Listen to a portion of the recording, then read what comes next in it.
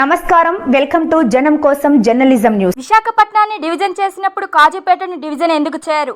బడేబాయ్ చోటేబాయ్ అని బానే మాట్లాడతావు కదా రేవంత్ రెడ్డి. మరి ఎందుకు మీ బడేబాయ్ని అడిగి కాజీపేటను జోన్ చేయడం లేదు? అడిగితే నువ్వు చేసే అవినీతి బయటకు వస్తుందని అడగడం లేదు. మరి ఎందుకు కాజీపేట జోన్ చేపిస్తలేవు? మా కాజీపేట ఎందుకు జోన్ చేయిస్తలేవు? ఎందుకు నువ్వు మాట్లాడవు? ఎందుకు ప్రధానమంత్రి అంటే భయపడుతున్నావు అని మేము అడుగుతా ఉన్నాం. ఎందుకు నీ ఆర్ఆర్ ట్యాక్స్ బయటకు వస్తుందనా? నువ్వు చేసిన అవినీతి బయటకు వస్తుందనా? నీ 8 మంది ఎంపీలు ఎందుకు ప్రశ్నించరు అని అడుగుతా ఉన్నా. ఢిల్లీకి పోయినప్పుడల్లా కలుస్తున్నావు అశ్విని వైష్ణవ్ను.